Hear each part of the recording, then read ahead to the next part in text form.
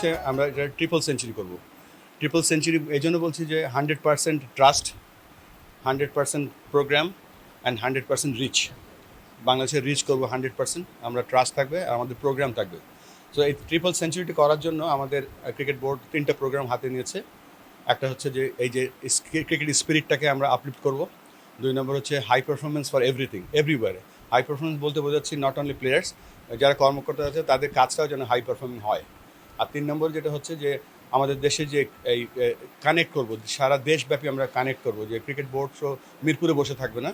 যেমন আমাদের এই মঞ্জু ভাই আমার সাথে আছে, রিজিয়নাল স্ট্রাকচারে নিয়ে কথা বলেছি 2000 টেস্ট স্ট্যাটাসের সময়, কিন্তু আজ পর্যন্ত হয়নি। তা আমরা যেভাবেই হোক, ব্যুরোক্রেটিক হয়ে হোক, আর আমাদের এনএসসি পুরো সাপোর্ট করছে। তার আগেও আমরা শুধুমাত্র ক্রিকেট নিয়ে বাংলাদেশের সব জায়গায় রিজিয়নাল সেন্টারের মতো করে আমরা ছড়িয়ে যাচ্ছি খুব শীঘ্রই। এটা আমাদের একটা প্রমিস ছিল আইসিসির কাছে টেস্ট স্ট্যাটাস পাওয়ার পরে, বাট এখন আমাদের এটা 1 নম্বর প্রায়োরিটি। অফকোর্স ন্যাশনাল টিমের পারফরমেন্সও যেখানে আছে। ওই ইলেকশনের ব্যাপারে কোনো আলোচনা হয়নি।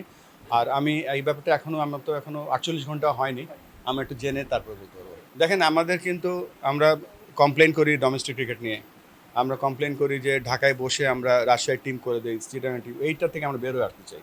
এটা হচ্ছে আলটিমেট। বাট আমরা গ্রাসরুট ক্রিকেটে যেন একটা গ্রামের ছেলে যেন ক্রিকেট খেলতে পারে, সে যেন উপজেলায় আসতে পারে, তারপর সে জেলায় আসতে পারে, বিভাগে আসতে পারে, আলটিমেটলি ন্যাশনাল লেভেলে আসতে পারে। সো এটা ক্ষমতার বিকেন্দ্রীকরণ নয়, ক্রিকেটের বিকেন্দ্রীকরণ করব। এবং এই জন্য এই রিজিয়নগুলোকে আমরা কিন্তু ক্রিকেট বোর্ড থেকে কোনো অনুদান দেবো না।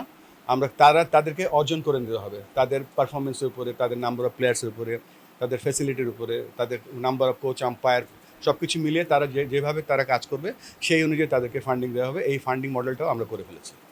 যেহেতু আমার এটা একটা নিড, এবং নিডটার জন্য আমাদের যদি যে কোনো হার্ড ডিসিশনে যেতে হয় করব, এবং এটা সকলের সাপোর্ট নিয়েই করতে হবে।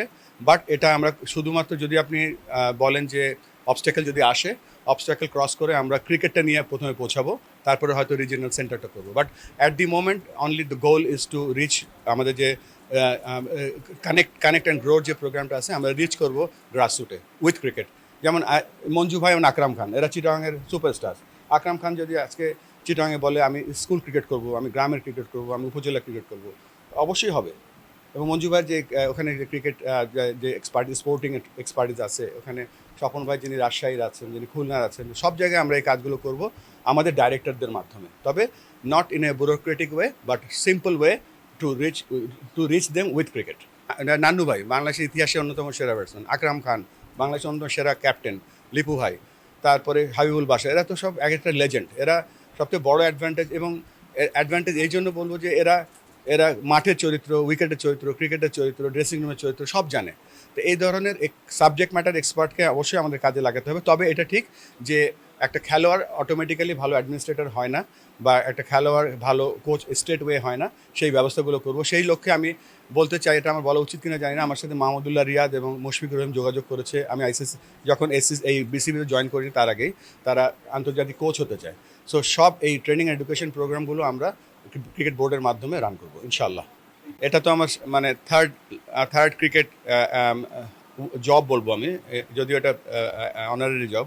মানে প্রথমে খেলতাম, তারপরে ডেভেলপমেন্টে কাজ করলাম প্রায় 19.5-20 বছর এই আইসিসি এবং এসিসিতে। তবে একটা জিনিস আমার কাছে মনে হয় যে বাংলাদেশের 2টা স্ট্রেংথ, একটা হচ্ছে অবশ্যই আমাদের বন্ধুত্বপূর্ণ রিলেশনশিপ, আর 2 নম্বরে হচ্ছে যে Bangladesh is the only country যেখানে সাংবাদিক এবং প্লেয়ারদের মধ্যে কোনো দেওয়াল নাই।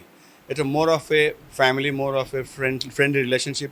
প্রফেশনাল রিলেশনশিপটা না তৈরি করেও আমাদের যে সম্পর্কটা হয়েছে, আমাদের স্পোর্টসগুলি যে আগাচ্ছে, এটা আমি 2টা পার্টিকে ধন্যবাদ দেবো। দেখেন, এই আমাদের যে সাংবাদিকরা আছে বাংলাদেশে, যারা একসময় ক্রিকেটের নিউজের জন্য আমরা কামরুজ্জামান ভাইয়ের কাছে একটা পাসপোর্ট সাইজ ছবি রেখে আসতাম, বা জালাল ভাইয়ের কাছে, তখন তো খবরের কাগজে আসতো না। পরবর্তীতে আপনাদের প্রচেষ্টায় টেস্ট স্ট্যাটাসের একটা অন্যতম স্তম্ভ ছিলেন আপনারা।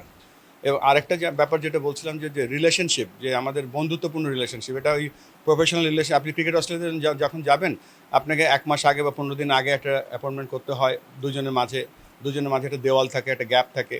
আমাদের ওইটা নাই, তাই বলেই আজকে আমরা মনে হয় আমরা ভালো করছি। এবং এই ভালো করার যে একটা যে এনার্জি, এই এনার্জিটা আমরা পজিটিভলি যদি কাজে লাগাতে পারি, অবশ্যই আমাদের সব স্পোর্টসে আমরা এগিয়ে যাব। এবং আমি আশা করছি যে of course cricket, football, 28 Olympic, 2026 Asian games, সব জায়গায় আমরা ভালো করবো ইনশাল্লাহ। আমাদের বোর্ড ডিরেক্টররা আমরা কিছু চার্টার রেডি করেছি যে আমরা কি কাজ করতে চাই। সবাইকে কিছু কিছু দায়িত্ব দেওয়া হয়েছে, 30শে জুনের মধ্যে তারা তাদের প্ল্যান নিয়ে আসবে। তবে আমাদের যে 3টা কাজ